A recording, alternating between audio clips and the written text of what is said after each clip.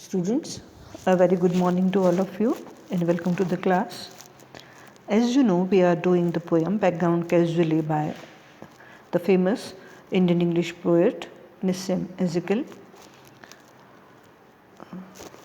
We have divided the poem in 3 sections. Till now, we have completed the first 2.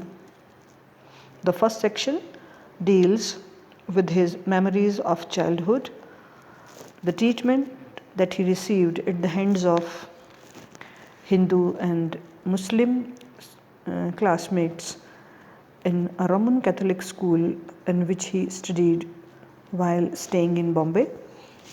The second section deals with his memories in the city of London, how he struggled and how he survived over there, how he washed dishes in a hotel, and the sole motive behind this sojourn was to meet the intellectuals over there in Britain and to gain through that experience. He fell in love with a lady, but that was a failure. That affair was a failure, and he came back to India, the homeland. But while he thought of coming back to India, the question that was prominent that he faced, that was there in his mind all the time, was that how to feel at home was the point. The adjustment with irritating, noisy Hindus seemed very difficult. In the course of time, as we have read, he got married and did so many odd jobs. So, by the end of this second section, we have read that he remembers his ancestors who crushed seeds to earn their livelihood. Now, let us come to the text and let us try to finish this poem. My ancestors among the castes were aliens crushing seeds for bread. The hooded bullock made his rounds. One among them fought and taught, a major bearing British arms. He told my father and sad stories of the Boer War. I dreamed that fierce men had bound my feet and hands. The later dreams were all of words.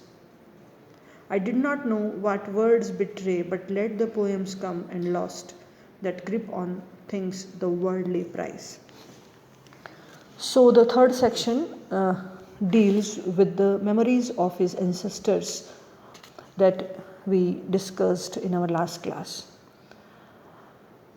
Ezekiel recalls how one of his ancestors, a major in British Army, used to narrate tragic war stories of the Boer War to his father. So such stories resulted in horrifying dreams to the poet. He would dream of wild, strong men who had bound his hand and feet.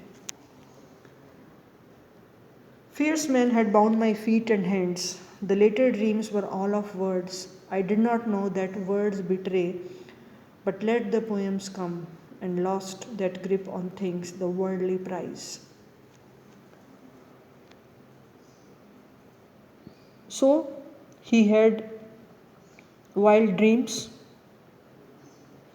And Ezekiel says then he would dream only of words, but at that time he did not know those words.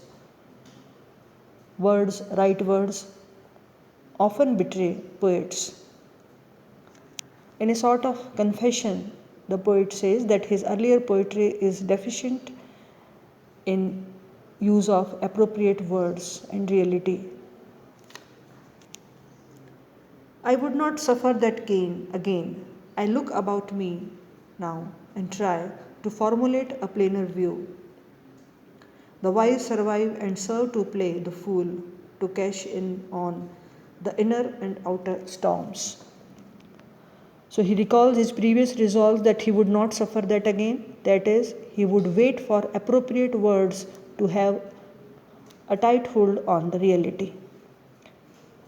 Coming to the present, Ezekiel says that now he tries to have a simple and plain view of life. He makes the best use of his inner passions, longings, and turmoils, as also to an external difficulties and problems life has in store from him. I have become a part of it, to be observed by foreigners. They say that I am singular. Their letters overstate the case. I have made my commitments now. This is one, to stay where I am. So he says that he makes the best use of his inner passions, longings, turmoils, feelings, as also of the external difficulties and problems life has in store for him. Such inner and outer experiences form the themes of his poetry.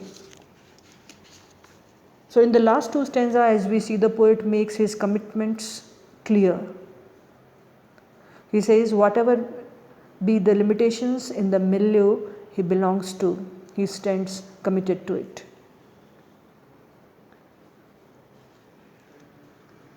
This is one, to stay where I am, as others choose to give themselves in some remote and backward place. My backward place is where I am. So he says that whatever be the limitations in the milieu that he belongs to, he stands committed to it. He is committed to India and to the city where he lives. Though foreign friends wonder at his plight, he knows that they only aggravate the difficulties. In an unambiguous tone, he says, I have made my commitments now. This is one, to stay where I am. So, by the end of the poem, we realize that there is no doubt that poet makes his commitment to the immediate landscape and the country of his choice. But the last line betrays the fact that his commitment does not solve the feeling of rootlessness and helplessness that Ezekiel goes through. Ezekiel's attitude throughout his poetry shows his lack of roots in the cultural and mythological past of the country he commits himself to. So, students, here we come at the end of the poem. The poem ends here. I hope you have understood the poem thoroughly. We have finished this poem in 3 classes. We have divided the poem in 3 sections so that it becomes easier for us to comprehend what does Ezekiel wants to convey through this very famous poem of his, Background Casually. So students, thank you very much.